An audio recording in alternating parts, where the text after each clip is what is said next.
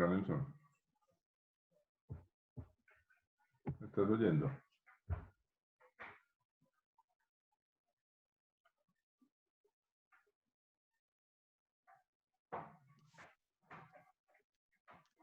Hola José, ¿Cómo estás? Bien.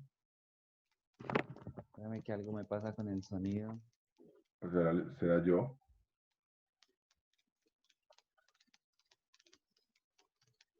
¿No me oís?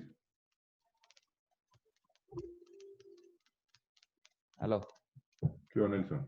ahora sí, buenos días. ¿Sí me estás oyendo? Sí, ya en forma. ¿Ah? ¿Tú ¿Cómo qué vas? tal? Bien, aquí, preparando. Eso. Bueno, ¿Hablaste con José mientras, ayer? ¿cómo? ¿Hablaste con José ayer? Sí, pudimos conversar ahí alguna cosa. Qué bueno. Entonces, ¿y ustedes cómo van? Bien, hermano, boleando. Sí. Aquí la cosa se puso, pasamos de los campeones del éxito al fracaso con todo este tema de la enfermedad. Pero bueno, las unidades están a tope. ¿Cómo está por ahí en Bucaramanga? Nosotros estamos ya con capacidad casi llena, pero la clínica en la que yo trabajo, donde tenemos la unidad, compró una de las clínicas de Saludcop de acá de Bucaramanga, la más grande, y se está haciendo toda la adecuación de camas para hospitalización y UCIs. Entonces van a entrar, creo que son como 60, 80 habitaciones pues, para hospitalización, ya son individuales, y entran como otras 20 unidades de cuidado intensivo. Qué bien, ¿no? La clínica ha venido haciendo adaptaciones en cuidado intensivo y ha suspendido, por ejemplo, en este momento hay dos sedes. La sede donde nosotros estamos suspendió cirugía electiva y los quirófanos se convirtieron en áreas de cuidado intensivo. Entonces han habilitado como unas 20, 25 camas aquí de cuidado intensivo, además de las 10 o 12 que había. En la otra sede también hay otras tantas de cuidado intensivo, entonces se ha venido haciendo todo el proceso de generación de camas, pero estamos también, al principio no se reportaban casos, eran muy ocasionales, pero ahorita estamos a la lata. En algún momento, digamos que la velocidad de crecimiento de casos, después de estar casi en cero, se puso entre las más altas del país, o sea, en términos relativos, ¿no? Entonces, Así estamos aquí. pero se están haciendo las cosas. Nosotros hacemos pues, todas las atenciones con protocolos de bioseguridad para protección de nosotros, protocolos para seguridad de los pacientes. Desafortunadamente, pues tú sabes que la ecografía es un evento familiar, Ahí se ha vuelto, ustedes dejan entrar gente. no, solamente la paciente. Así Nada más no. entran acompañantes que tengan una discapacidad real, o sea, que necesiten realmente de apoyo o de ayuda por el acompañante o menores de edad. Y así estamos aquí. Solamente vamos a entrar pues, en menores de edad, discapacidad o si hay una noticia pues eh, desfavorable pues. Sí. Sí. Pero igual, eso es tanto en ecografía como en consulta. Lo mismo, la clínica ha restringido mucho las visitas en áreas de hospitalización. Bueno, estamos ahí en el proceso. Entonces, vamos a ver, esperemos que no nos afecte. Sí, hombre. Entonces, otro es alistando ivermectina, alistando acitromicina. No sabe uno, alistando vitamina C, vitamina D, vitamina B Y el y el rosario. rosario, sí, definitivamente. Desde el Rosario. Y siempre estamos... Nelson, yo, compartí pantalla que miremos que no tengamos ningún tema técnico. de todas maneras, tú tienes la charla ya, ¿no? Sí, me llegó. No, pero para mirar a ver antes de que empieces. ¿Ya puedo? Pues Ah, pero conectate. espérame. Aquí a abrir la presentación que no la he abierto todavía.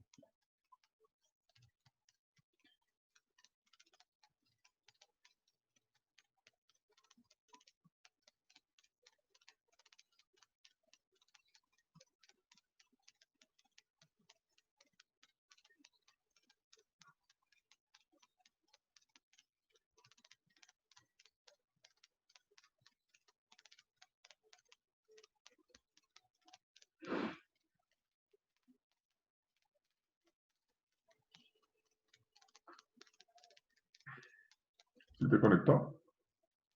Estaba ¿Sí? abriendo la presentación que no la había abierto todavía.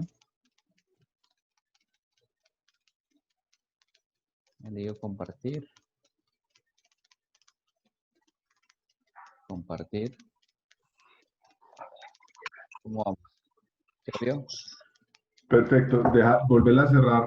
Déjame dejarla ahí lista ahí. Dejo de compartir. Buenos días, los saludo desde Chinú, Córdoba. Saludos a Fabián, Nelson, José Vélez, ¿cómo están? Fabián, ¿cómo estás, Un viejo? placer. ¿cómo estás? Bien, bien. ¿Tú qué tal? Que tengan un feliz día y que todo les salga bien. Lo mismo tú, José, Fabián. Muchas gracias. José, ¿cómo deja uno de compartir? Volvés arriba, Ah, arriba. ya, deja de decir, ya lo encontré. Eh, Ujú. Ah, bueno. ¿Y Fabián? ¿Qué se hizo Fabián? Aquí estoy, Nelson. Ah, bueno, Saludos. apaga el micrófono Ya, cuando vayas por ya ahí caminando. No, no es ya lo había ahora. apagado. Sino Ah, casi siempre cuando estamos terminando la reunión, se escucha que tú vas llegando allá al trabajo. sí, lo que pasó fue que se me perdió el internet y entonces me tuve que conectar a los datos y no me di cuenta que entraba de nuevo automáticamente, entonces eso fue lo que Oiga, pasó. no, ¿sabe qué? Y entonces yo lo oí y decía, se me filan todas aquí que ya llega la secretaria. Filaditas, calladas. O sea, marica, 6:45 de la mañana, había como 30 años afuera. Eso está bien, eso está bien. Eso está muy bien. Sí. Buenos días, doctor Bueno, Nelson, ¿cómo está? ¿Quién habla por ahí? ¿Quién Saludo saluda? desde acá, desde Pereira, Samir. ¿Cómo está, doctor Ah, Nelson? hola, Samir, ¿qué más? ¿Cómo estás? ¿Bien? Bien, Nelson, usted, buen día. Me alegra mucho saludarlo y qué buena su presentación. Ah, bueno, muchísimas gracias, Carlos Ignacio. ¿Qué más? Nelson, un abrazo desde aquí. Qué bueno escucharte hoy. Y a José también por esa madrugada y esa bienvenida. buenos días, Ah, buenos bueno. días. Nelson, ¿qué estás viendo ahí? La fotico de los viejitos. Sí, ¿cuáles viejitos? Yo espero que cuando Materno Fetal tenga 25 años me vea así.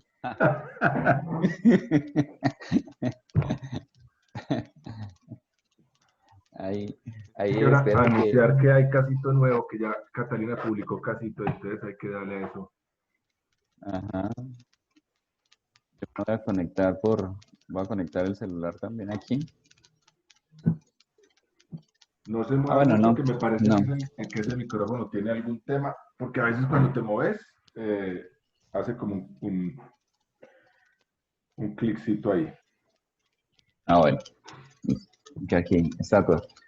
Como cuando uno era pelado. Estatua. Entonces voy a hacer avisos parroquiales y 2 o 3 minuticos y dejo de compartir. Y mientras te voy presentando, inicia tu Buenos días a presentación. todos. Buenos días, Pleitos. más Carlos, bien. Bien, todos sin problemas. Y vos Nelson, estás, Jessy, me gusta saludarte, hombre. Oiga, hoy, Carlos, ahora que caigo en la cuenta, la foto que tengo ahora más adelante de materno fetal, usted no está. De materno fetal, no, de medicina fetal, usted no está. Ahora que lo veo ahí en esta foto. Que tomé de Es la que página web una de las fotos, como que lo zafaron ese día. No, esa foto fue hace 3 años más o menos. Pero en este sí estoy. Lo que pasa es que me veo mucho más joven. Ah, sí, claro, no, un niño. Mm, Estoy al lado de Ana, Jorge y José. En la mitad sí, entre sí. José Vélez y Jorge Ramírez. Y Jorge No Gutiérrez. no lo ves ahí que parece como que viven espantado. Está al lado mío. No, no, las cabezas brillantes No, véalo aquí, Ese, en el ese. Making of It. Mira esa cara de espanto. Muy bien. Mejor me vas a silenciar porque estás con esa cara de obispo. Feliz día. Bueno, Nelson, tenemos 2 minuticos para que empecemos.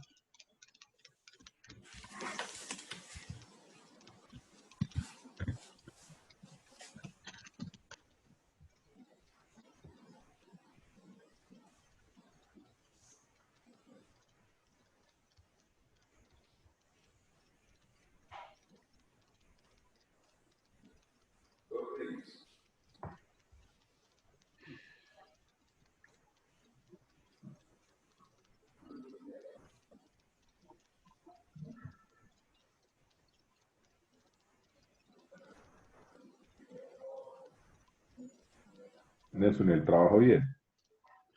Bien, bien, afortunadamente, o sea, con casi más trabajo que antes de empezar la pandemia. ¿Sí? Uy, hermano, me voy Sí, para Bucaramanga. sí, no, o sea, ¿en qué sentido? La pandemia trajo el encierro de las familias y los que no están peleando, pues están haciendo de las suyas y tenemos bastante embarazaditas en este momento, gracias a Dios. Qué bueno, Sí, mano. sí, sí, sí. Hay que Ujú. celebrar el trabajo. Sí, sí, sí. De todas maneras, siempre le asusta a uno, pero bueno, ahí vamos. Ahí Así vamos. es. Bueno, falta un minutico y comenzamos. Hola José, buenos días. Hola, ¿qué más, Danielito? ¿Bien o qué? Bien, bien, súper bien, hermano. Qué bueno, viejo, me Oye, alegra mucho. gracias por el esfuerzo. Esto sí ha sido las cosas maravillosas de esta pandemia. Hombre, sí, muchas gracias, hombre. Qué bueno que vamos conformando un clubcito. Sí, sí, sí, muy chévere. Bueno, Bueno, hermanito. yo creo que son las 6 de la mañana. Buenos días a todos. Gracias por la paciencia. Gracias por estar aquí a las 6 de la mañana, hoy 30 de julio. Esta es nuestra 13ª revisión de guías de práctica clínica. Les recuerdo a todos intentar apagar los micrófonos para que sea más fluida la reunión. Recuerden que esta plataforma permite que si tienen el micrófono apagado, cuando quieran hablar corto, no es sino oprimir la barra espaciadora y así no se les olvida volverlo a apagar. Hoy vamos a dar como final a la serie obstétrica. A partir del jueves entrante empezamos con una serie ginecológica y ya faltan algunos conferencistas, pero tengo los temas, se los voy a pasar ahora después de esta conferencia por el chat, pero rápidamente vamos a inaugurar revisando no una guía, sino una publicación que salió recientemente del JAMA con su editorialización acerca de estrógenos y cáncer de mama, donde apareció dijéramos, una bomba. Por lo tanto, el doctor Serna nos va a revisar ese tema de estrógenos y riesgo de cáncer de mama con una noticia que me pareció bastante reveladora. Recuerden apagar los micrófonos que están por ahí como abiertos. Tenemos después de eso enfermedades de la vulva, que es la última guía clínica de la COP, publicada en julio de 2020, enfermedades de la piel de la vulva. Tenemos dolor pélvico crónico, vaginitis en la no embarazada, prolapso de órganos pélvicos, disfunción sexual femenina y anticoncepción hormonal y condiciones médicas asociadas. Creo que son temas, unos polémicos, unos difíciles y unos de muy del día a día para el ginecólogo de consultorio, de manera que creo que va a estar bastante interesante. Es casi un mes y medio dedicados a la ginecología pura. El mes de agosto, por el contrario, será dedicado a 4 temas de la obstetricia pura y dura, de manera que los esperamos activos ahí, porque creo que para los que estamos en sala de parto son bastante interesantes revisar estos temitas. Yo ahora les paso todo. Para el día de hoy tenemos al doctor Nelson Yesine. Quería antes de esto hacerle propagandita a nuestra página web, en la pestañita para médicos. Recuerden que estamos publicando casos clínicos y la doctora Catalina Valencia acaba de publicar su último caso clínico de...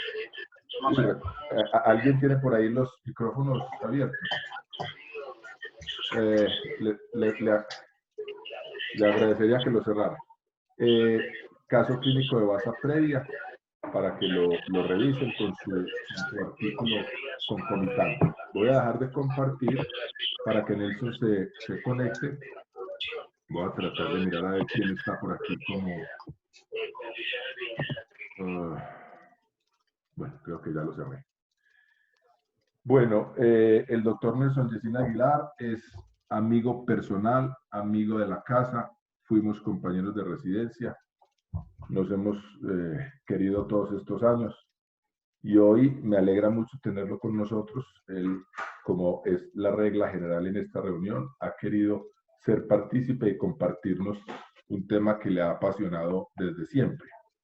Nelson hoy día está en Bucaramanga, ya no está más con nosotros en Medellín, y hoy nos va a revisar la guía de diabetes gestacional. Tenemos también en el auditorio invitado al doctor José Fernando Botero de CLIT, de la Clínica Antioqueña de Diabetes, quien también amablemente nos participa en estas reuniones con sus juiciosos apuntes. Al final le daremos la palabra a él para que nos ayude un poquito en el tema. Nelson, 6 y 5, bienvenido, gracias por estar con nosotros. Buenos días a José y a todos. No voy a dar las gracias todavía, un poquito más adelante voy a arrancar explicando un poco la primera diapositiva. Para quienes no la conocen, esta niña se llama Margarita María Aguilar Rueda, hija de dos conocidos perinatólogos aquí en Bucaramanga. Y la coloco como portada porque expresa gran parte de lo que hoy nos tiene aquí reunidos, y es de lo mucho que sabemos, pero también de lo poco que sabemos. Entonces, esta primera imagen la tomamos cuando tenía 38 semanas y 5 días, 2 días antes de una cesárea programada, porque estaba en situación transversa, porque crecía en percentil 91, porque tenía un índice de líquido amniótico en percentil 95. Esta es una vez nació. Y dentro de la historia tenemos a una mamá que está por encima de 25 años, que no tiene historia personal de diabetes, pero sus papás los dos son diabéticos tipo 2, que tiene pregestacional con hemoglobina glicosilada normal, glicemia normal. Hacemos el tamizaje convencional con glicemia en el primer trimestre, curva de tolerancia en segundo trimestre, todo normal, pero esos son los hallazgos al final del embarazo. Y además, postnatalmente hace hipoglicemia. Entonces hicimos todas las pruebas de diagnóstico y ahí es donde está una de las de diagnóstico, y no pudimos definir exactamente o encontraron valores anormales, pero efectivamente la clínica nos daba para decir que muy probablemente estemos frente a una diabetes gestacional. Materno-fetal, felicita a Medicina Fetal en estos 25 años. Nosotros vamos cursando los 10 años. Este es el grupo que conforma Materno-fetal. Aquí está Mauricio, que hace unos pocos meses nos abandonó, pero estamos tratando de reconfigurar el grupo. Y ojalá cuando nosotros cumplamos los 25 años, pues nos veamos así de radiantes como todos los miembros de Medicina Fetal ahora con esta celebración. Y ahora sí, las gracias para José por haberme permitido compartir con ustedes algunas cosas de lo que es la diabetes gestacional. Entonces, no sé si las alcanzan a ver, las quise poner todas a pesar de que no se veía bien. Estas son las consultas en PubMed acerca del tema diabetes gestacional. En 1950 no había ni un solo caso publicado ni indexado de diabetes gestacional. En ese año no se publicó ninguno. 35 años después, en 1985, se llegaba a 100 publicaciones en el año con respecto a diabetes gestacional, pero Ya para el año 2019 se publicaron casi 2.200 artículos referentes a ese tema. Y a este año ya vamos por encima de 1.200. Entonces, vean ustedes la importancia que está dentro de la literatura en términos de medicina materno-fetal, la diabetes gestacional. Y para comparar la magnitud del interés en este momento en el tema y la proyección que hay con esto, esta grafiquita de aquí abajo son las publicaciones que se hicieron de hipertensión y embarazo el año pasado, 1947, o sea, incluso hipertensión, que es tal vez el tema de los temas más taquilleros en medicina materno-fetal, no alcanzó las publicaciones que sí tiene diabetes gestacional, y un interés generalizado no solamente en medicina materno-fetal, sino en todas las áreas que tienen que ver con la diabetes gestacional, como tal vez la principal enfermedad no comunicable, y la pandemia, que no como el coronavirus nos trae desde hace muchos años en crecimiento vertiginoso y cada vez dando mayor cantidad de muertes derivadas. Entonces, esta ya es la primera diapositiva, en donde el Colegio Americano entonces arranca diciendo que la diabetes gestacional es uno de los más comunes complicaciones médicas del embarazo. Sin embargo, el debate continúa alrededor del diagnóstico y tratamiento, a pesar de que hayan muchos trabajos o publicaciones a gran escala acerca de estos temas. Y el propósito de esta guía es suministrar una corta revisión del entendimiento que hay en el momento sobre diabetes mellitus gestacional, revisar algunas guías de manejo validadas adecuadamente por la investigación y tratar de identificar algunas brechas que hay en lo que tiene que ver con la investigación en el tema. Arrancan diciendo que, por definición, es cualquier intolerancia a los carbohidratos que se desarrolla durante el embarazo, y nos deja dos escenarios. Uno, el de la diabetes mellitus gestacional tipo A1, que es aquella que está adecuadamente controlada con dieta y medicación, y la diabetes mellitus gestacional A2, que es generalmente la que requiere alguna medicación para lograr su control. En Estados Unidos, pues la publicación general habla de que más o menos el 7% de los embarazos es complicado por diabetes, y que de ellos el 86% corresponde a diabetes gestacional. Cuando, digamos, entramos en el tema, se hablaba de que el porcentaje de diabetes gestacional era más o menos del 4%, y alrededor del 90% de los casos eran diabetes gestacional. Digamos que en el recuento de la Federación Internacional de Diabetes ya se habla de que incluso estamos por el 82% de diabetes gestacional, y cada vez crecen más las pacientes mayores y con diabetes tipo 2 que entran dentro digamos, en esa diabetes pregestacional que entran en el escenario. Y esa incidencia puede variar de acuerdo al grupo étnico, es menor la presencia en caucásicas, pero en especial a nosotros nos compete el hecho de que es mucho más frecuente en hispanos, en afroamericanos, en nativas americanas y en asiáticas. Y el aumento de la edad que vemos actualmente, de acuerdo a las condiciones pues, de crecimiento poblacional, en donde las mujeres cada vez se embarazan a edad un poco más alta, y el crecimiento pues, de la obesidad dentro de la población. ¿Cuáles son las complicaciones maternas que mencionan aquí más asociadas a estas pacientes con diabetes gestacional? La glicemia la preeclampsia, y relacionando la glicemia en ayunas, aquellas pacientes que tienen los valores por debajo de 115 tienen 9.8% de posibilidades de presentar una preeclampsia, o tienen una incidencia de 9.8, mientras que aquellas que hacen glicemia en ayunas por encima de 115 duplican ese valor al 18%. Tienen mayor probabilidad de cesárea, también relacionado con el tipo de control que las pacientes tienen, 9.5 en pacientes que no desarrollan diabetes mellitus, 17% en aquellas que la hacen, pero son tratadas y controladas adecuadamente con dieta y ejercicio, 25% en aquellas que son tratadas farmacológicamente. Probablemente esto sea, digamos, con una depuración de otras causas de la epidemia también que tenemos en la atención obstétrica, como es la cesárea. Vemos que la diabetes mellitus tipo 2 es una de las complicaciones a largo plazo que tienen esas pacientes que hacen diabetes gestacional, y hay trabajos que muestran que hasta el 70% de las pacientes a los 22 o 28 años del episodio de índice o del embarazo de índice pueden tener o ya desarrollada la diabetes tipo 2.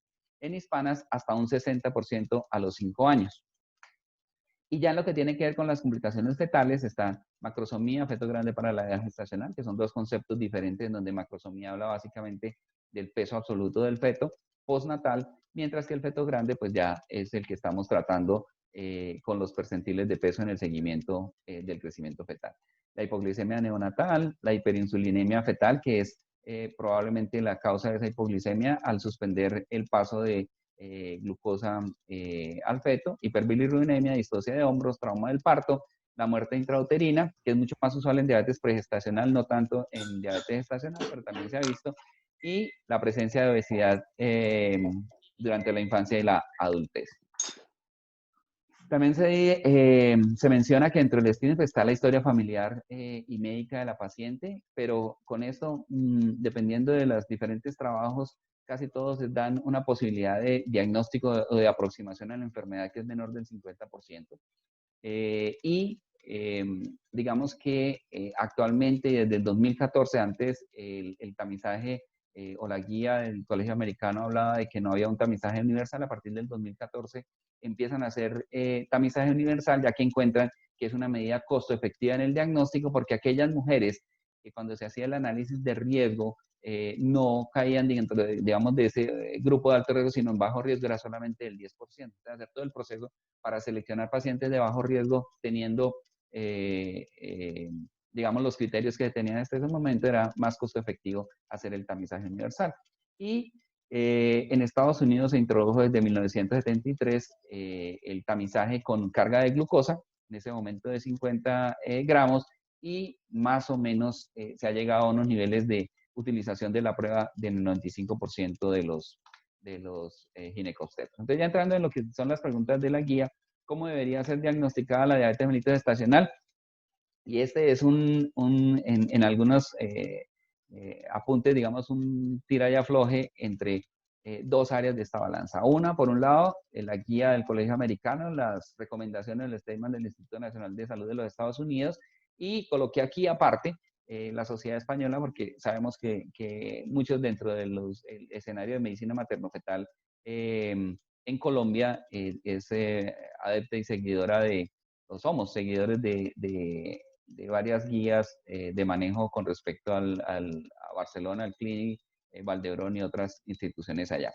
Y de otro lado está los criterios que da la Asociación Internacional de Grupos de Estudio de Diabetes en Embarazo, en el cual, digamos, con las recomendaciones que da y ya soportadas y avaladas por la Organización de la Mundial de la Salud, la Federación Internacional de Diabetes, FIGO, la Asociación Mundial de Medicina Perinatal, la Asociación Europea de Medicina Perinatal, y coloco aquí la guía del Ministerio de Salud de Colombia, realizada pues a través de un consorcio por varias universidades y a través de Colciencias, pues ya digamos que estamos adheridos a estas guías.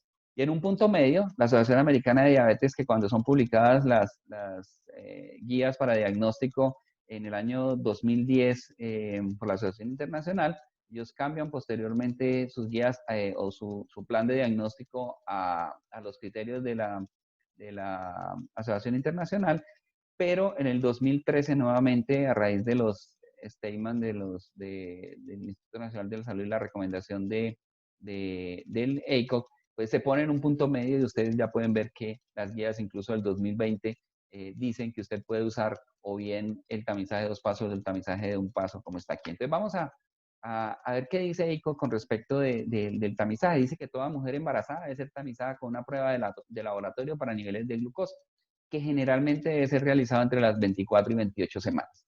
Que se hace solamente, o digamos la expresión es que el tamizaje es temprano para diabetes pregestacional o para diabetes mellitus gestacional temprano, se hace el inicio de las pacientes solamente en aquellas que tienen sobrepeso o son obesas, esto dependiendo del índice de masa corporal, pues sobrepeso por encima de 25, pero obesas aquellas que tienen ya índices de masa corporal por encima de 30, y con al menos un factor de riesgo de los que conocemos: inactividad física, diabetes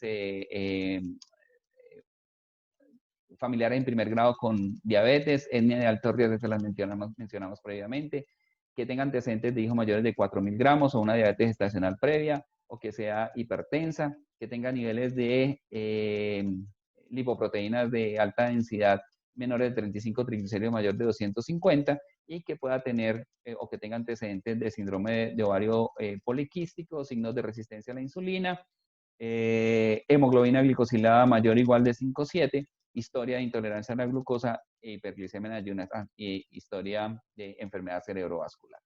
Entonces, aquí, después de esto, dice que estas pacientes, digamos, no hay claridad en la literatura de cuál es la prueba, esa prueba de niveles, medición de niveles de glucosa que se utilice, y se deja en el escenario que pudiera ser la glicemia en ayunas, que pudiera ser la carga. Probablemente el escenario es dar una carga en ayunas, pero hasta el momento no hay estandarización de pruebas diagnósticas para diabetes gestacional con estas pruebas en primer trimestre o antes de la semana 24. Ya cuando vamos a ver, y aquí digamos, me salgo un poco de lo que es la guía del Colegio Americano, porque no puedo dejar en el aire el hecho de qué es lo que estamos haciendo en este momento en Colombia y hacia dónde va la tendencia mundial en términos de tamizaje de diagnóstico de diabetes gestacional. Y ya la Asociación Internacional de Grupos de Estudio de Diabetes en Embarazo dice que el tamizaje temprano para diabetes pregestacional se debe hacer en todas las embarazadas con al menos una de las siguientes pruebas. Una glicemia en ayunas, que debe ser mayor de 126, ya lo veíamos para diabetes pregestacional, o mayor de 6,5 en hemoglobina glicosilada, 6,5, o una glicemia al azar mayor de 200. Esto era para diabetes pregestacional. Pero entonces, para diabetes gestacional, la guía inicialmente en el 2010 hablaba de que aquellas pacientes que tienen niveles de glicemia que están entre 92 y 126, o sea, 125, ya se clasificaban como diabetes gestacional, y esta fue una de las grandes críticas que se hizo al principio de estos criterios de diagnóstico, porque la incidencia pasó de estar a casi 3.5 veces por encima de lo que estaba previamente, y 2 años después ya la Asociación Internacional hace la corrección, saca este criterio, y entonces ya lo que dice es que aquellas pacientes que están entre 92 y 126 deberían tener otra prueba adicional, y cada vez se ha sumado más a la evidencia que una de las estrategias a seguir puede ser la medición, y es tal vez de las que más documentación tiene, es hacer la toma de hemoglobina glicosilada, y aquellas pacientes que se encuentran entre 5,7 y 6,5, ya hay diferentes trabajos que muestran que esas pacientes sí tienen comportamientos clínicos como la diabetes gestacional propiamente establecida, con el tamizaje más adelante. Entonces, ese digamos que sería el punto. Y toda mujer embarazada debe ser tamizada con prueba de aleatorio para los niveles de glucosa en sangre entre las 24 y las 28 semanas, ahí es similar. Entonces, en ese tamizaje de 24 a 28 semanas dice que se hace un abordaje en 2 pasos. El paso 1 lo conocemos, una carga de 50 gramos y medición de glucosa sérica a la hora. Pero entonces, fíjense que no hay uniformidad, o sea, ellos dejan abierto, vea, pueden utilizar como criterio 130, 135, 140, dependiendo de cómo ustedes se sientan cómodos y cómo los prestadores de salud estén abordando ese proceso de diagnóstico. Lógicamente, pacientes o instituciones que utilizan niveles más bajos, pues tienen niveles de sensibilidad que son más altos, pero de especificidad más bajitos. Lo que hace, y es tal vez una de las críticas para utilizar este nivel o este valor, es que podemos hacer muchas pruebas adicionales en aquellas pacientes que probablemente no se van a comportar, mientras que cuando se usa 140 es mucho más específico. Y la carga de los 100 gramos también deja abierto que usted pueda utilizar las dos diferentes parámetros de referencia que se tienen. Uno, los criterios del Grupo Nacional de Estudio el Grupo de Estudio de Diabetes en Estados Unidos o Norteamérica, que tenía los criterios de 105, 190, 165, 145 para las tomas en ayunas a la hora, a las 2 y a las 3 horas, y cuando nosotros empezamos a estudiar para presentarnos a la residencia, estos eran los criterios, pero cuando estábamos en residencia aparecen los criterios de Carpenter y Costan, ya con valores de 95, 180, 155 y 140. Entonces, esto es, digamos, lo que plantea. Bueno, es importante que a raíz de probablemente de algunas observaciones que se tienen con respecto a valores individuales, y que lo hace como digamos, dentro de los criterios de la Asociación Internacional de Grupos de Estudio, es que al menos con un valor de la curva se hace el diagnóstico. Aquí se necesitaba de 2 valores, pero el Colegio Americano de Ginecología y Obstetricia ya digamos que deja establecido dentro de los parámetros que un valor, cuando se utiliza esta curva de 100 gramos, que un valor puede, digamos, ya entenderse o manejarse como una paciente que pudiera tener o que tiene una diabetes gestacional. Esto es cuando aparecieron los criterios, porque probablemente se hicieron, se generalizó en parte los cambios. Es que las pacientes que utilizaban los datos de 105 a 145, que son estas, se hacía el diagnóstico de diabetes gestacional en este grupo. Aquí están las que no, pero este era el grupo que se detectaba o se empezó a detectar, que era más o menos un 50% más de casos de diabetes gestacional cuando se utilizaron los criterios de Carpenter y Constant. Pero se vio que estas pacientes sí tenían resultados adversos secundarios a la enfermedad. Ya en lo que tiene que ver con la propuesta de la Asociación Internacional, entonces se hace, y esto va fundamentado en el estudio APO, un estudio patrocinado por la Organización Mundial de la Salud, tal vez el más grande, y difícilmente se podrá hacer un trabajo igual en el cual se reúnen más de 25.000 pacientes, y digamos, después de hacer el análisis de los resultados, ya los análisis específicos de esos resultados, en el 2009 se hizo digamos, la primera presentación en público de los criterios. Creo que no es por algo especial, pero en el Congreso del 2009 en Bogotá de Perinatología, creo que fue el primero que habló de estos criterios de diagnóstico de diabetes gestacional. Entonces se hace ya una propuesta en donde en ayunas debe estar por debajo de 92, a la hora de 180, 153, y la gran variación que puse en el escenario digamos, estos criterios de diagnóstico, es que con un solo valor se producía el diagnóstico. La segunda pregunta que se hacía es cuáles son los beneficios de tratar la diabetes mellitus gestacional, y hay, digamos que 3 elementos que justifican esta práctica. Uno es el estudio de Choice en el 2005, en el que se ve que aquellas pacientes, un estudio randomizado que reúne más de 1.000 pacientes con diabetes mellitus gestacional, muestra que interviniendo las pacientes hay disminución en la presencia de un resultado adverso compuesto de complicación fetal, que incluye muerte perinatal, distocia de hombros, trauma del parto, y además dentro de los hallazgos secundarios, dentro de los resultados secundarios, disminuye la presencia de preeclampsia, grande para la edad gestacional y macrosomía. Posteriormente, la red de unidades de medicina materno-fetal de Estados Unidos, a la sombrilla del Instituto Nacional de la Salud, hace un nuevo trabajo en donde no encontró diferencia en ese resultado perinatal, pero sí vio que había disminución de preeclampsia, grande para la edad gestacional, porcentaje de cesárea y de distocia de hombros en aquellas pacientes con diabetes gestacional que eran intervenidas. Y la intervención, como lo vamos a ver en un momento, pues tiene que ver con intervenciones farmacológicas y no farmacológicas. Posteriormente hace la recomendación, una revisión sistemática, la fuerza de trabajo pues en servicios preventivos de los Estados Unidos, en donde encuentra que efectivamente hay disminución de la preeclampsia, distocia de hombros y macrosomía. Entonces la recomendación que se hace es que mujeres con diabetes mellitus gestacional deben recibir consejería de nutrición y ejercicio, y cuando esto falla, para lograr el control metabólico se debe iniciar manejo farmacológico. ¿Cómo debería ser monitorizada la glucosa sérica en mujeres con diabetes mellitus gestacional?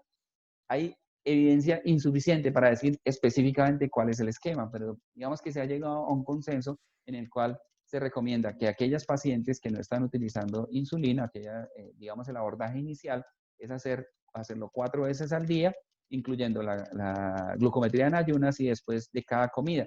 Y ahí el promedio de la glucosa en ayunas pues, ha sido uno de los marcadores más importantes en términos de expresar cuál es la masa de grasa neonatal. Cuando está aumentada este promedio, pues se aumenta la grasa fetal, y también hay aumento de la obesidad y diabetes de la infancia. Ahora, la inquietud era, y eso lo podrá, de pronto es una de las inquietudes para José Fernando más adelante, y es, uno ve que los endocrinólogos utilizan mucho la glucometría preprandial versus la postprandial. En lo que tiene que ver con diabetes y embarazo, la postprandial es la que se ha asociado mejor, digamos, cuando logramos o tenemos el control de la postprandial, se logra un mejor control metabólico y una menor incidencia de grandes para la edad gestacional y cesáreas por el hecho de la desproporción cefalopélvica. No hay estudios que demuestren específicamente si es superior hacerlo a la hora o a las 2 horas, ¿cierto? Cualquiera de las dos puede ser utilizada mientras usted tenga bien estandarizado y haga un buen seguimiento de estas pacientes.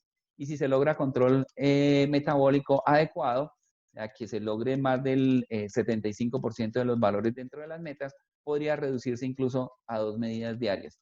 Y es lo que yo llamo con las pacientes digamos, un seguimiento escalonado. Cuando hacemos es lo que se llama monitorización intensiva. Y los criterios para ese seguimiento pues están dados por ayunas esté por debajo de 95, postprandiales cuando se hace el control a la hora por debajo de 140 y a las 2 horas por debajo de 120. Aquí un poco entra dentro de la variación y es los criterios, digamos, de diagnóstico de la Asociación Internacional de Grupos de Estudio, en donde ellos ya encuentran que valores por encima de 92 aumentan hasta en un 75% el riesgo de tener complicaciones derivadas de la diabetes. La otra pregunta, ¿qué tratamiento no farmacológico es efectivo en el manejo de la diabetes gestacional? Es el puntal, digamos, la piedra angular de tratamiento y de inicio de tratamiento en la dieta. Los objetivos es lograr niveles de glucosa normales, prevención de la cetosis y lograr una ganancia de peso adecuada. No está recomendado que una paciente diabética disminuya de peso.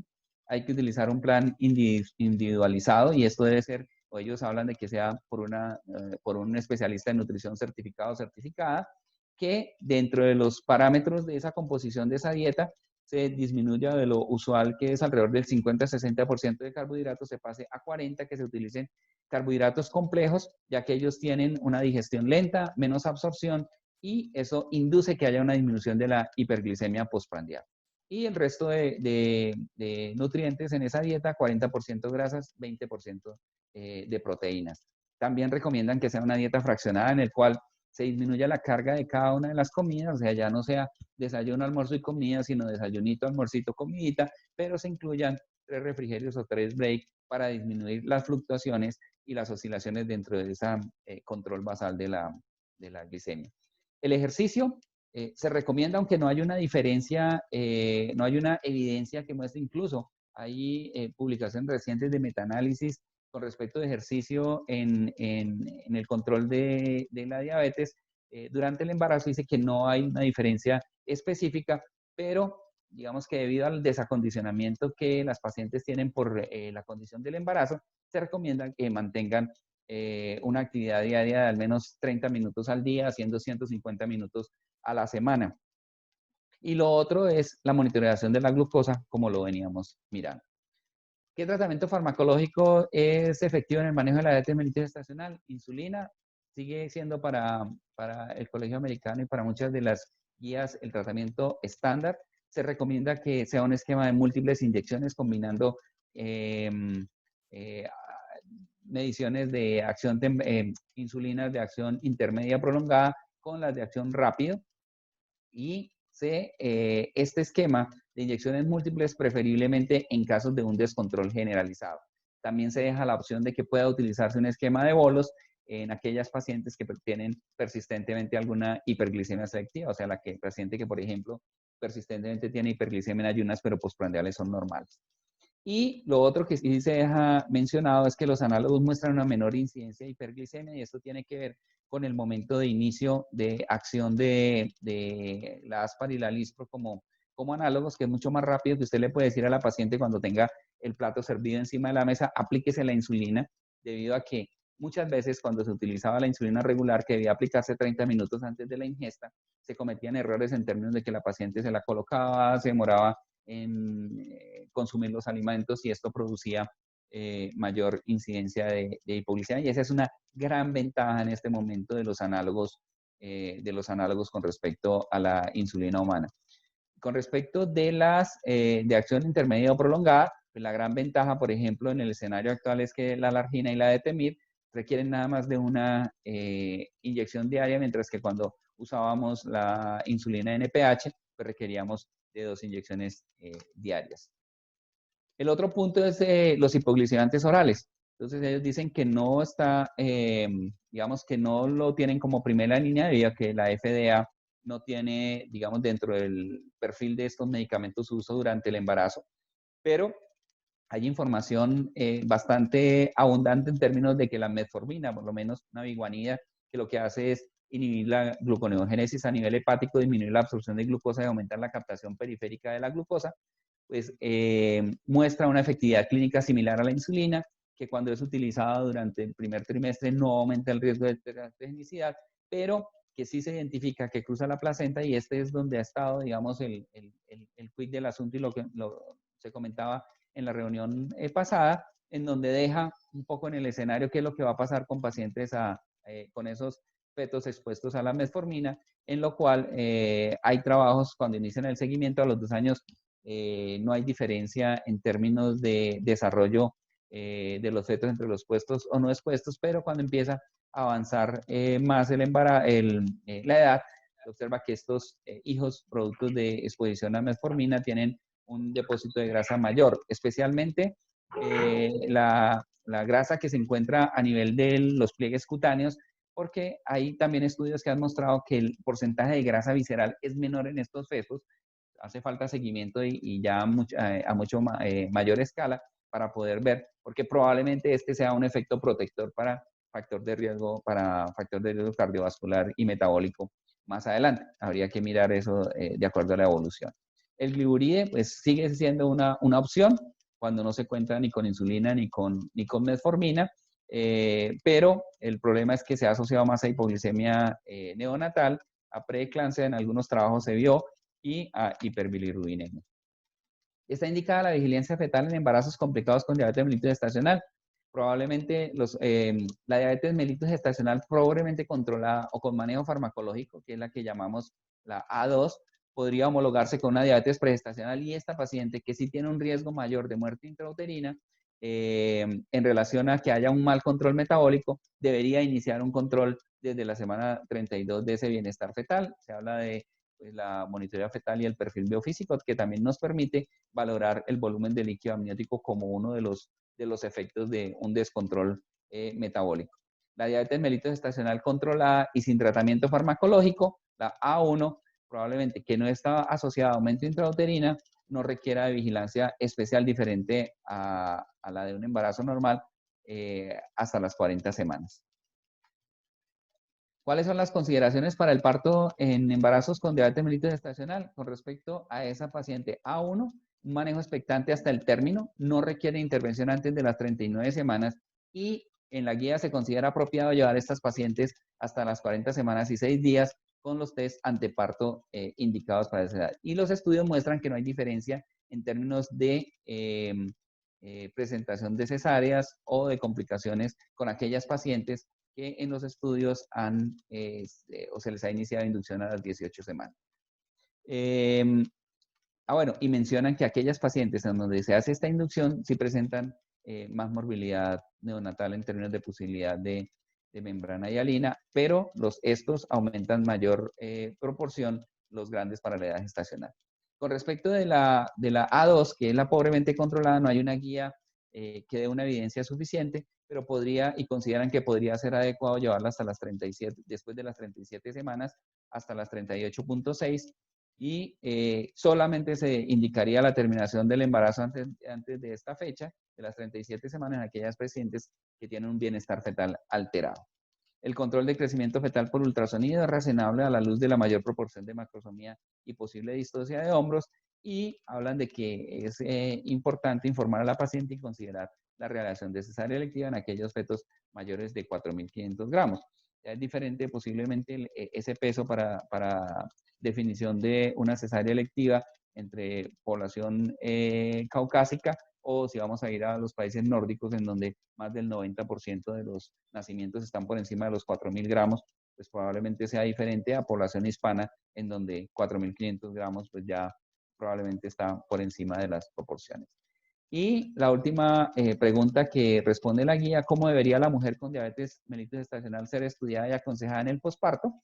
Ellos presentan este cuadrito que es bastante fluido en términos de que debe hacerse o está indicado porque hasta 1/3 de las pacientes quedan con intolerancia oral a la glucosa después del embarazo, y entre el 15 y el 70% de las pacientes serán diabéticas tipo 2, como lo mencioné, en un periodo de 20 años. Entonces, aquella paciente que tiene diabetes gestacional debe realizarse entre las 4 y 12 semanas posparto una prueba, para la prueba que se para no embarazadas, que es la medición de glicemia en ayunas y la medición de la glucosa a las 2 horas de la carga de 75 gramos.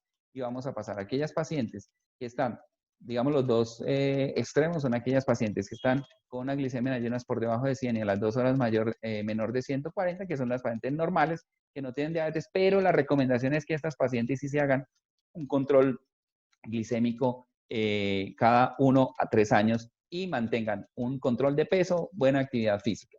El otro extremo es aquellas pacientes que ya dejamos con diagnóstico de diabetes y son las que son las que tienen una glicemia en ayunas mayor de 125 o tienen una glicemia a las 2 horas mayor de 199 y ya entran dentro de todo el protocolo de manejo de pacientes diabéticas. El grupo que está en la mitad, aquel que está entre 100 y 125 o con una glucosa a las 2 horas que está entre 140 y 199, pues se considera como una paciente que está con intolerancia a la glucosa y debe también iniciar un plan un poco más intensivo de control en el cual debe mantenerse actividad física, control de peso, mirar la posibilidad del uso de la metformina ya para manejo de esta paciente y obviamente una terapia nutricional muy bien organizada para lograr mantener un estado glicémico adecuado. Las conclusiones, entonces dicen, las conclusiones nivel A son muy poquitas. La diabetes mellitus gestacional diagnosticada debe tratarse inicialmente, no farmacológicamente, y si no se logra el control, dar manejo farmacológico, y que el tratamiento preferido por las causas que mencionamos anteriormente es la insulina, pero deja también dentro de la discusión que dependiendo de los protocolos que tiene cada institución, a pesar de no estar dentro de la FDA, si tiene una buena perspectiva con respecto al manejo con la metformina, pues puede utilizarse la metformina. El nivel B, toda embarazada debe ser tamizada con niveles séricos de glucosa. En mujeres que no desean insulina, la metformina, ellos lo dejan como que es la elección. El gliburide o glibenclamida en nuestro medio no es recomendada y debe darse consejería acerca de los efectos que puede tener esa metformina. Ya en lo que tiene que ver con nivel C, cada proveedor de salud podrá escoger el corte de tamizaje para su carga de 50 gramos, dependiendo de los factores que se manejen en la comunidad. Cada proveedor de salud podrá escoger los valores de la curva de 100 gramos, bien sean criterios de Carpenter-Costan o los del Grupo Nacional de Diabetes de los Estados Unidos, de Norteamérica. La gestante con diabetes mellitus gestacional inicia el tratamiento con dieta, ejercicio y monitoría de glucosa, una dieta fraccionada, debe hacer una actividad física entre 30 minutos al día y que en las pacientes con diabetes mellitus gestacional A1, o sea, aquellas que están controladas, ¿cierto? No se requiere o no está indicado un embarazo antes de las 39 semanas, incluso buscar que llegue hasta las 40 más 6. En la A2, controlada, la idea es la terminación alrededor de la semana 39, máximo 39,6, y que se debe realizar estudio en las 4 a 12 semanas por partos para verificar el estado metabólico postparto. Se debe considerar la cesárea electiva en aquellas pacientes que tienen un peso fetal estimado mayor de 4.000 gramos. Esta imagen es de el hilo de plata en noche de luna llena, ¿cierto? Que quiere decir la palabra chicamocha en lenguaje guane, en lengua guane. Entonces, este es el cañón de Chicamocha en luna llena. Y agradecer pues a Medicina Fetal y a José la posibilidad de haber participado. Me extendí un poquitín más de lo que José me había dicho, pero el tema es realmente bastante extenso, la guía es bastante extensa y me disculpo pues ahí por... No, Nelson, yo te quiero agradecer tu casi perfecto uso del tiempo, lo que nos va a permitir un poquito de discusión con el doctor Botero. Te quiero agradecer tu exposición, creo que queda perfectamente claro. Dijéramos que esta no es el tema que genere extremadas controversias, pero bueno, creo que veo muchas preguntas en la audiencia y yo le voy a hacer la primera a José, ya le envié por el chat privado otras para que él dispare. Yo le quiero hacer la más grosera de todas. José, ¿esto es una enfermedad de verdad? Buenos días, Nelson. Muchísimas, ¿me están oyendo, no? Sí. Sí, claro. Nelson, muchas gracias. Excelente charla. Digamos que si es una enfermedad, José, y ahí el resumen que hizo Nelson lo define. Pero ¿cuál es el problema que tenemos nosotros en la medicina moderna? Estas son enfermedades, la mayoría de enfermedades, te va a poner la osteoporosis, la dislipidemia, la diabetes. Básicamente, sí. ¿Será que le recomendamos a Redby que apague el video?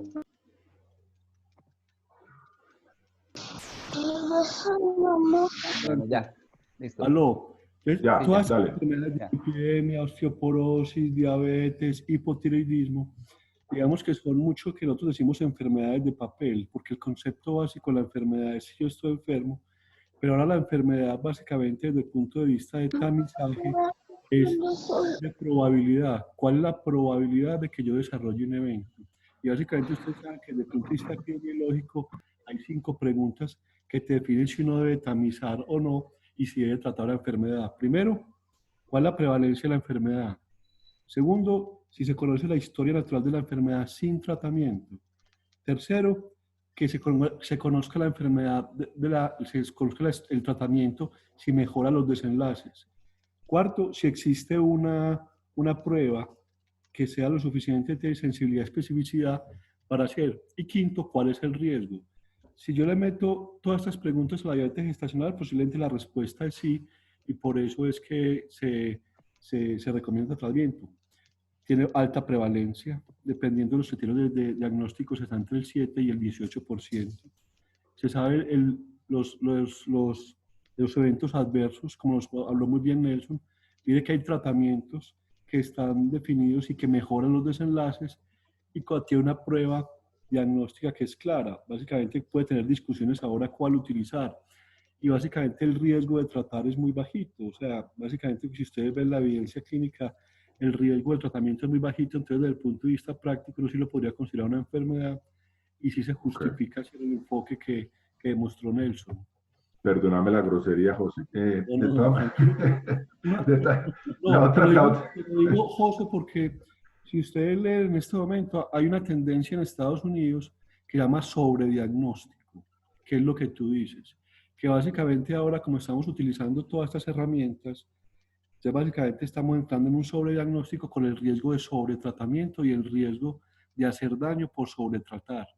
Y es una discusión que existe y que es muy interesante, no solamente en diabetes gestacional, sino en todas las enfermedades que nosotros medimos por tamizaje. Te pongo un ejemplo para nosotros. La pregunta es, ¿se justifica hacer ecografía de tiroides a todos los pacientes? ¿O a quién? Y básicamente va hacia lo mismo, porque el riesgo de encontrar una entidad no quiere decir que uno la deba tratar y puede incluir en el riesgo de hacer daño más que de hacer beneficio. José, hay una pregunta muy recurrente en el auditorio y es con respecto ya a manejos farmacológicos, que dijéramos los obstetras, probablemente algunos de nosotros vamos perdiendo el feeling. Si ya decidimos iniciar algún farmacológico y nos vas a decir cuál, y en el caso de la insulina, si lo fuera, ¿cuándo decidir, en qué momento, con qué valores y cómo iniciar la dosis y los ajustes? Básicamente, siempre se inicia con terapia nutricional y ejercicio. Yo les voy a hacer más o menos como el desarrollo de cómo se hace el tratamiento de una manera precisa, no estudio, sino en la práctica. Eso. Nosotros hacemos glicemia en ayunas y 1 hora postprandial. Como decía Nelson, la preprandial solamente la medimos en pregestacional porque el ajuste de la insulina o el esquema de insulina es distinto de pregestacional a gestacional. En gestacional solamente medimos ayuna y postprandiales. 1 o 2 horas, no va a entrar en esa discusión, nosotros elegimos una hora de medición. ¿Qué definimos nosotros?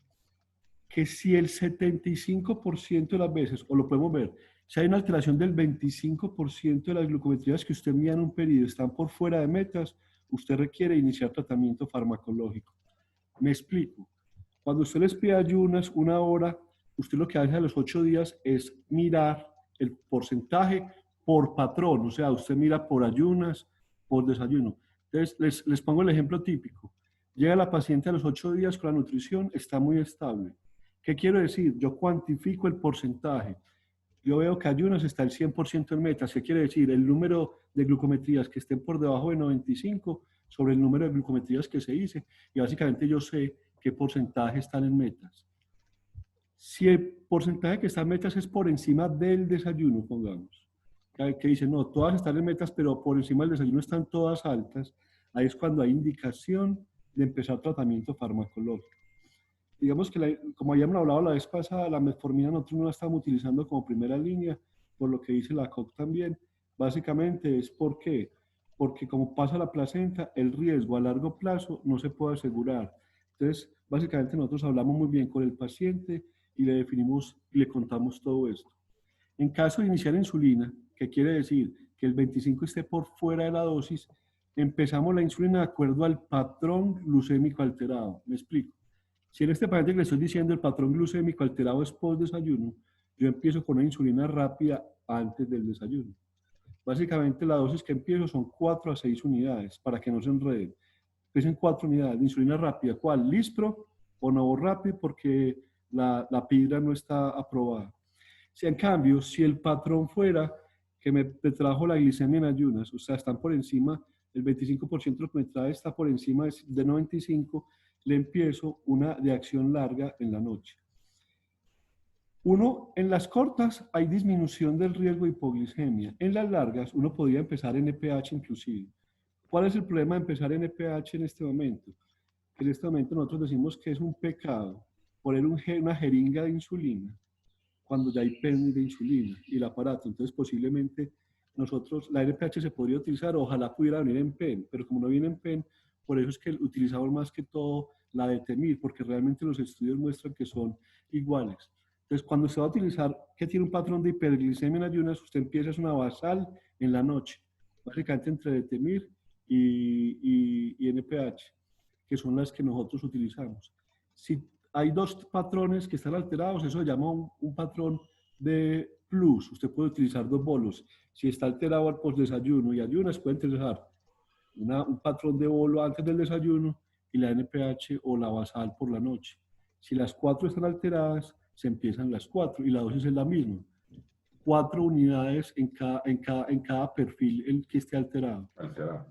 Yo generalmente, y eso es una discusión interesante porque vi que en el chat estaban preguntando, es básicamente en macrosomía empezar insulina, ¿qué dosis? Básicamente nosotros somos de esta escuela, nosotros no empezamos dosis de 0.5 unidades por kilo y hacemos insulinización previa. Nosotros lo que hacemos es una insulinización dependiendo del perfil que esté alterado al paciente. ¿Qué es insulinización, José? Menos uso de insulina, menos riesgo de hipoglicemia.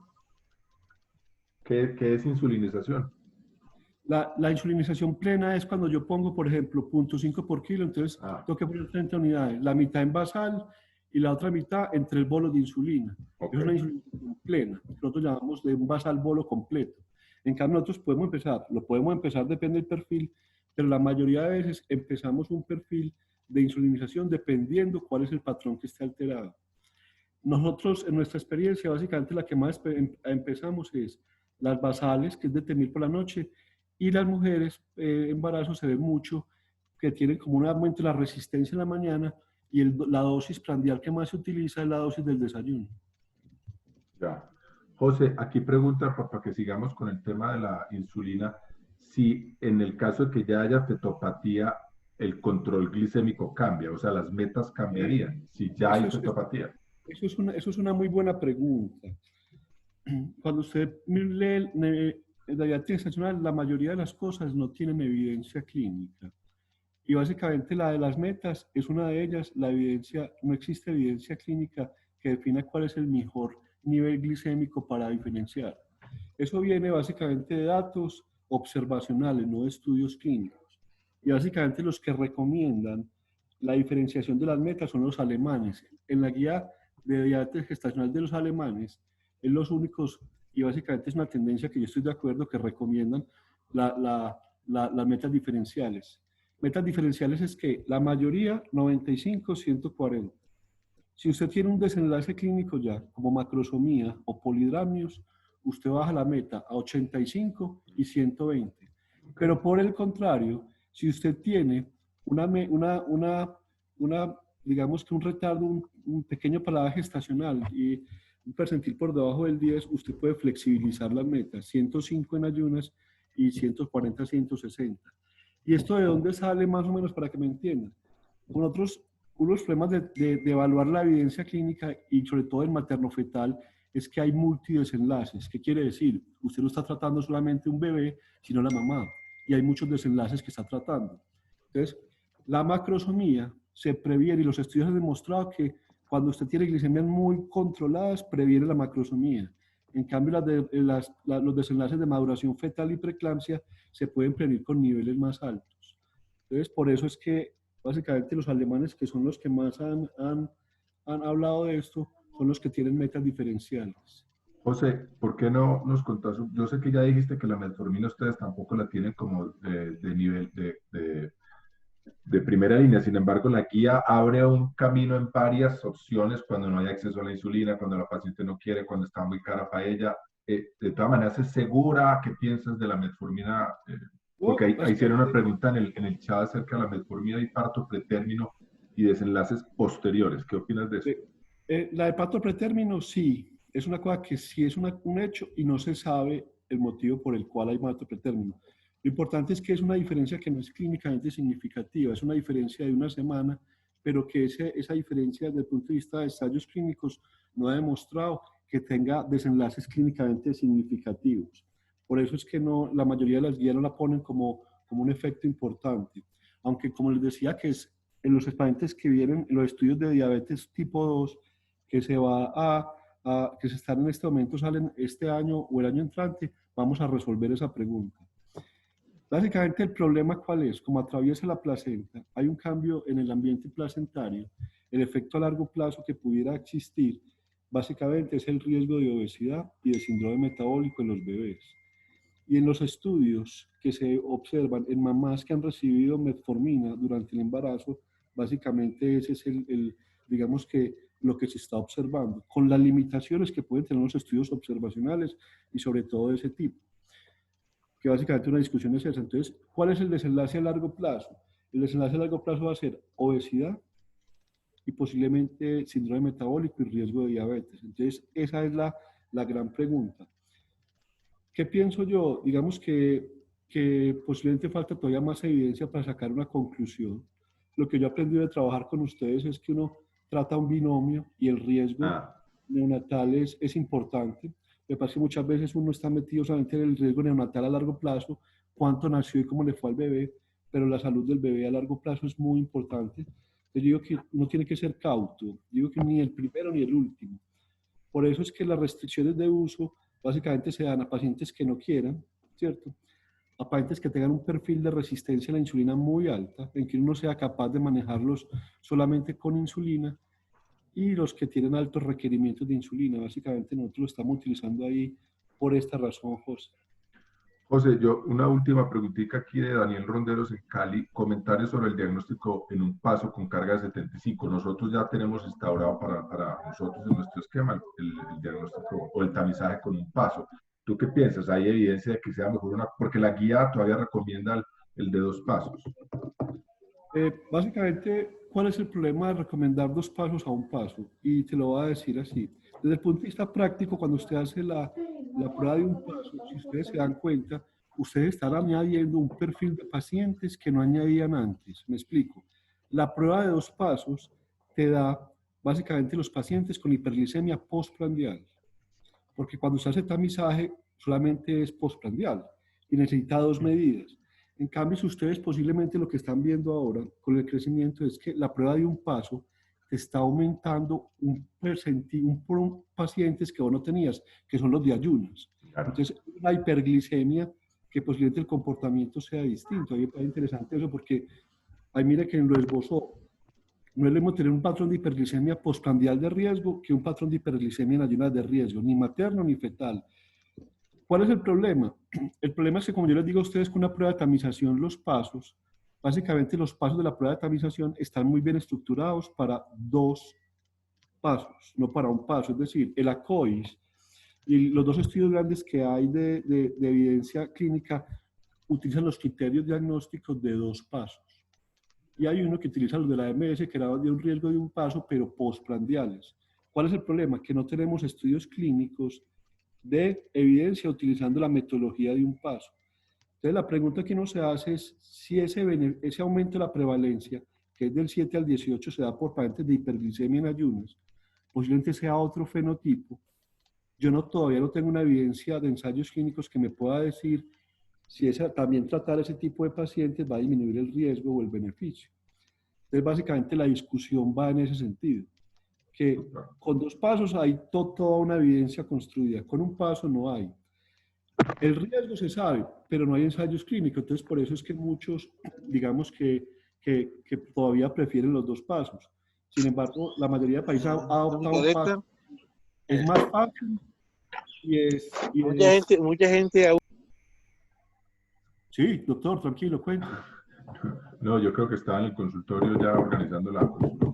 Ah, bueno, y lo otro es, por eso la discusión, José. Ok. Desde el punto de vista práctico, se hace un paso porque es más fácil, pero al paso le falta evidencia todavía. Le falta evidencia. Ok, Aunque si me yo... fuera a preguntar a mí, yo recomiendo un paso porque usted lo puede homologar más a lo que es al manejo de la diabetes en la no embarazada. Y para hacer estudios y después para hacer consensos es mucho más fácil. Ok, yo creo que para ser justos con el tiempo, agradecerle primero a Nelson por su excelente exposición, su deferencia siempre con nosotros, a José por lo mismo, porque siempre está aquí dándonos sus apuntes y clarificándonos muchas cosas. Yo creo que yo ahora en la presentación me equivoqué. El mes de agosto son 4 jueves de agosto que están totalmente dedicados a la obstetricia, parto después de cesárea, parto instrumentado, prevención de las generaciones de parto, y el primer jueves de agosto con macrosomía con el doctor Jorge Gutiérrez. Y septiembre y octubre empezamos la serie de exclusivamente ginecología, empezando con esas controversias de estrógenos y cáncer de mama con el doctor Serna, que va a estar muy interesante con esa publicación que salió en JAMA. Les quiero agradecer a todos su asistencia, su paciencia, los queremos mucho. Muchas gracias a todos. Bueno, a todos gracias.